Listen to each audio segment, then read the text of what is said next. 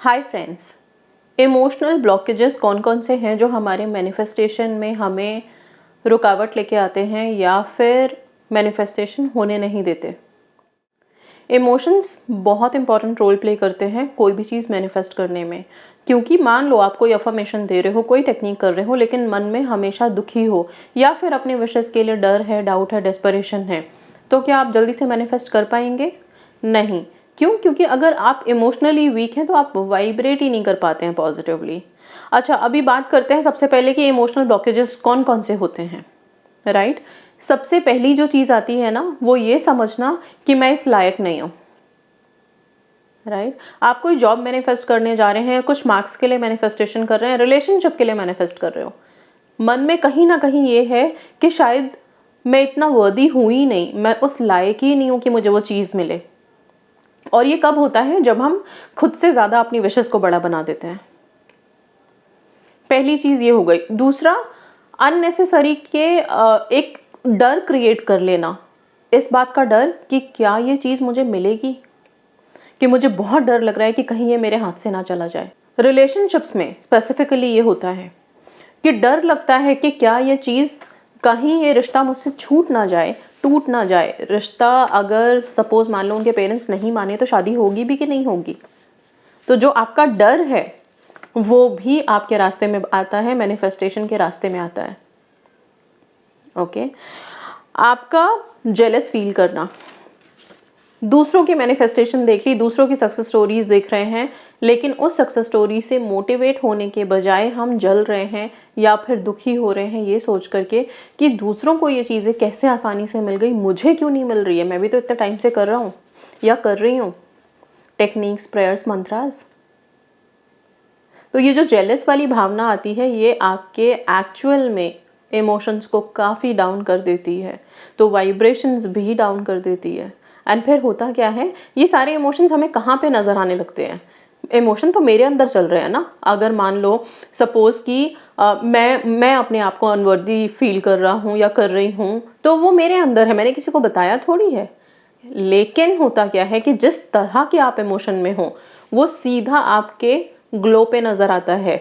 चेहरे के ग्लो पे तो आता ही आता है। आपका जो कंप्लीट ऑरा जो यहाँ पे शाइन कर रहा है वो सारा ऑरा आपका उसी तरह का हो जाता है। आप जिसके पास भी बैठोगे उसी तरह की एनर्जी वाइब्रेट करोगे। लोग आपके पास बैठना पसंद नहीं करेंगे, आपके पास से चले जाएंगे, रिपल होंगे, चीज़ें हटने लगेंगी। तब आपको पता चलेगा कि आपकी एनर्जी लेवल कहाँ पे है, बहुत डाउन है। ओके, किसी का कमेंट भी आया था, एनर्जी लेवल की बात कर रहे थे कि हम अपनी एनर्जी लेवल को कैसे पहचानें। ये उसके लिए बहुत इंपॉर्टेंट है कि आप अपने इमोशंस को ध्यान में रखें, देखें कि आप किस इमोशन में किस टाइम पे है। अगर आप खुश हैं, दूसरों की खुशी में खुश हो रहे हैं, कोई डर नहीं है मन में, पूरा विश्वास है ईश्वर के ऊपर, स्पिरिचुअल पावर्स के ऊपर, एनर्जीज पे, यूनिवर्स पे, आपकी एनर्जी सुपर हाई लेवल पे है और आप बिल्कुल पॉजिटिव है। ठीक है, आप बहुत पॉजिटिव वाइब्रेट कर रहे हैं, सब कुछ अच्छा होगा आपके लिए। Right, so energy level check करने का बहुत सिंपल तरीका है, अपने इमोशंस को चेक कीजिए, हर पल चेक कीजिए, क्योंकि इमोशंस हर पल बदलते हैं। मे भी हो सकता है कि सुबह मैं बहुत खुश थी या खुश था, पर दोपहर होते होते तक कुछ बातें ऐसी पता चली, कुछ चीज़ें ऐसी आई कि मेरी इमोशंस बिल्कुल डाउन हो गए। अभी मैं सैड हूँ, अभी मैं जेलस हूँ दूसरे को देख के, अभी मुझे लग रहा है कि मैं उस लायक नहीं था, मेरी किस्मत ख़राब है। अपने आप को सबसे पहले तो हम लो लेवल पे लेके चले जाते हैं, बहुत ही कम अपनी वैल्यू अपने नज़रों में खुद कर देते हैं। ठीक है, बहुत से लोग फ़ोन करते हैं, रोना शुरू करते हैं और फिर बोलते हैं कि मेरे साथ ही ऐसा क्यों। राइट, और ये सवाल सिर्फ इसलिए है क्योंकि आप अपनी वर्थ पहचान ही नहीं रहे हो। ठीक है, इसके अलावा यस, हमेशा ये फील करना कि मेरी लाइफ में पैसों की बहुत कमी है। ठीक है, हर चीज़ को पैसों पे ला करके रोक देना कि मैं ये नहीं कर सकता बिकॉज कमी है, नहीं है मेरे पास करने के लिए। ठीक है, अच्छा, आप लोग जब एनर्जी लेवल पे या इमोशंस में डाउन होते हो, इस तरह की सिचुएशंस आप लोग फेस कर रहे हो, कभी कभी ऐसा लगता है आपके लिए अपॉर्चुनिटीज़ नहीं आ रही हैं, बिल्कुल भी कोई मौका नहीं मिल रहा है आपको लाइफ में। ठीक है, तभी भी आप ये जो इमोशनल ब्लॉकेजेस हैं उसके शिकार हो आप, सिंपल। ठीक है, फिर इसके बाद यस, कॉन्फिडेंस ही नहीं है। इंटरव्यू के लिए जा रहे हो लेकिन अंदर से इतना डर है कि हम कैसे अपने आप को प्रेजेंट करेंगे, क्या बोलेंगे, डर के मारे फेस ही नहीं करने को रेडी हैं। पेरेंट्स से चीज़ें बतानी है लेकिन डर है, वो कॉन्फिडेंस नाम की चीज़ ही नहीं है, तो भी तो आप इमोशनल ब्लॉकेजेस में हो। ओके, सो इन सब से मैं वही बोल रही थी कि निकलने का क्या तरीका है, कैसे हम इन सब से बाहर निकल सकते हैं। इमोशनल ब्लॉकेजेस मैंने बोला ना, जैसे कि इमोशंस मॉर्निंग में कुछ और है, दोपहर में कुछ और होगा, शाम को कुछ और होगा। ठीक है, हर टाइम आपके इमोशंस चेंज होते हैं, आप कभी भी सेम इमोशन में लंबे रन के लिए नहीं रह सकते हो, बिल्कुल भी नहीं रह सकते हो। ठीक है, फिर तो अगर मैं ये बोलूँ कि एकदम पॉजिटिव रहना है, कुछ भी नेगेटिव नहीं सोचना है, इजी रहना है, फिर तो हमें पहाड़ों पे जाके साधु संत बनना पड़ेगा, क्योंकि हम तो यहाँ पे मोह माया के बंधन में हैं। ओके, तो हम इमोशन से तो भाग ही नहीं सकते, हमें इमोशंस बार बार घेरेंगी।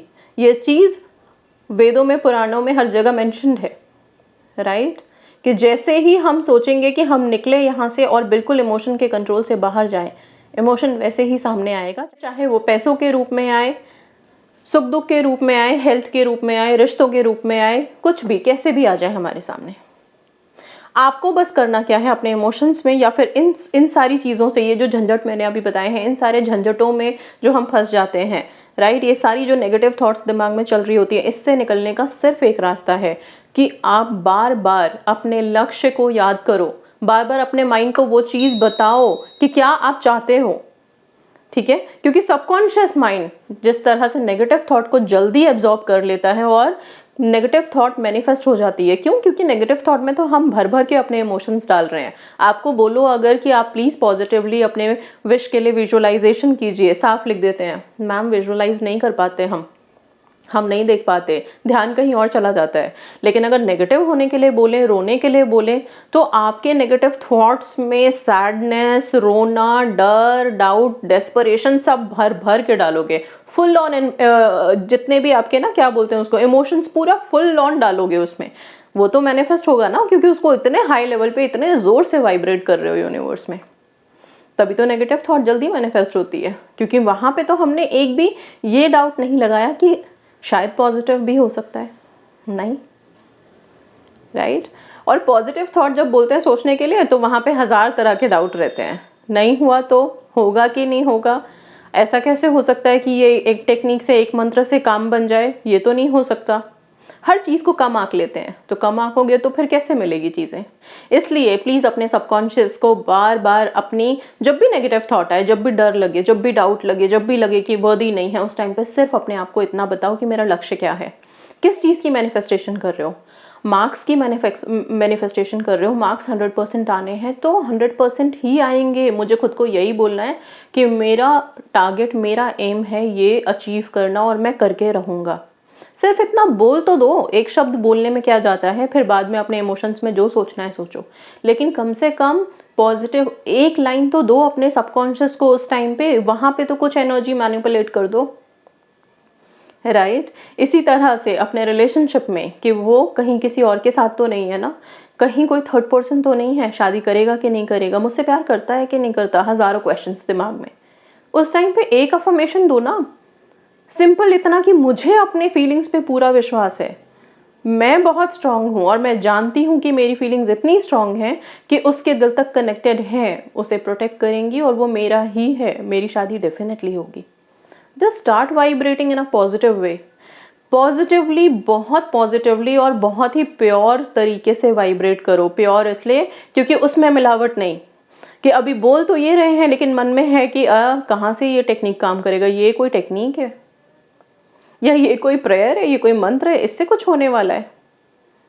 डेस्परेशन नहीं कि एक प्रेयर कर ली और बस कल तक हुआ नहीं, 40 डेज कर लिया नहीं हुआ, क्या हो गया फिर, प्रेयर ही तो की है, कहीं कोई इन्वेस्टमेंट की है क्या कि जो कि डिक्लाइन होने वाला है या फिर कुछ अमाउंट कम होने वाला है, सिर्फ प्रार्थना की है। प्रार्थना में शक्ति होती है लेकिन सब्र भी तो रखना पड़ेगा। चीज़ें क्यों नहीं होंगी, ज़रूर होंगी। आप अपना विश्वास मजबूत करो, खुद को विश्वास में डालो और इमोशंस को हाई रखो। नेगेटिव इमोशन जब भी आए, जब भी हॉन्ट करे आपको, उस टाइम पे सिर्फ अपने लक्ष्य को याद करके बार बार उसको बोलो, अपने एम को याद करो, अपनी विश को याद करो, बोलो कि मुझे ये विश थी मेरी और ये पूरी होके रहेगी। आप एक बार पॉजिटिवली और पूरे स्ट्रांगली एक ज़िद अपनी विश के लिए बोलो तो सही यूनिवर्स को कि ये मुझे चाहिए और ये होना है। बस हाँ, आपकी विशेस फेयर होनी चाहिए, ठीक है। बहुत बार लोग इस तरह के भी मुझे कॉल करते हैं कि कोई फैमिली जो बहुत हैप्पीली मैरिड है एंड आपका दिल उनके पर्सन पे आ गया है, उनके हस्बैंड या वाइफ पे आ गया है, एंड आप वहाँ पे मुझे बोलते हैं कि उस फैमिली को तोड़ के हम वहाँ शादी कर लें। इस तरह की विशेस तो कभी मैनिफेस्ट होनी भी नहीं चाहिए, और ना हो तो बेहतर है, ठीक है। इसलिए प्लीज़ फेयर विशेस रखिए। बिना मेहनत के अगर आप मुझे लिखते हो कि हमने कोई मेहनत नहीं की थी और मैम एग्ज़ाम्स में कुछ ऐसा मिराकल हो सकता है क्या कि हम पास हो जाएं? बिल्कुल भी नहीं। आपके कर्मा बहुत इम्पॉर्टेंट हैं, आपके एक्शंस बहुत इम्पॉर्टेंट हैं, ठीक है। तो जो आपको एक्शन लेना है वो तो लेना ही है। ऑलराइट, सो इसी पॉजिटिविटी के साथ प्लीज़ अपने इमोशनल हेल्थ को हमेशा चेक करते रहिए। जब भी लगे कि इस तरह का कुछ भी नेगेटिव थॉट आ रहा है या इस तरह लो फील कर रहे हैं, सिर्फ और सिर्फ अपने विशेस को, अपने गोल को याद करके उसके लिए एक लाइन बोलिए कि मेरा गोल ये है, मेरा एम ये है और ये मैं अचीव करके रहूँगा या करके रहूँगी। दैट्स इट, बस। एंड अपने आप को सेल्फ लव में डालिए। अपने आप को यस इस इमोशनल हेल्थ से निकलने के लिए, आई मीन इमोशनल ब्लॉकेजेस से निकलने के लिए आप क्या कर सकते हो? 3 चीज़ें। एक तो सबसे पहले मॉर्निंग में मेडिटेशन कीजिए, माइंडफुलनेस मेडिटेशन कीजिए, वो ज़्यादा अच्छा है कि आपको लगे कि आपके पास हर चीज़ भरपूर है। खालीपन को हटाइए अपनी लाइफ से। ये सोचना कि मुझे कुछ नहीं मिला, ये नहीं मिला, वो नहीं मिला, ये नहीं है, वो नहीं है और अब ये भी नहीं है, तो ये नहीं नहीं नहीं नहीं बहुत वाइब्रेट कर चुके हो। अब बोलो मेरे पास सब है। ओके, कुछ नहीं है तो एटलीस्ट भगवान का दिया हुआ आपके पास कंप्लीट पूरी एक बॉडी है ना, जिसमें सारे अंग आपके सुरक्षित हैं, उसके लिए तो थैंक यू बोलिए। ग्रैटिट्यूड में आइए, सेल्फ लव स्टार्ट कीजिए। ओके, सो लिखिए, अपने लिए कुछ अच्छा लिखो। लिखना बहुत इंपॉर्टेंट है। जब आप लिखना शुरू करते हो वो असल में आपके सबकॉन्शियस, आपके दिमाग में छप जाती हैं चीज़ें। तो आई होप चीज़ें क्लियर है यहाँ पे। अपने हेल्थ को, अपने मेंटल हेल्थ को चेक कीजिए। ओके, पॉजिटिव रहिए, नेगेटिविटी को कभी भी हावी होने मत दीजिए, तुरंत उसको एलिमिनेट कीजिए, तुरंत रिमूव कीजिए, ठीक है। So that's all, thank you so much and God bless you.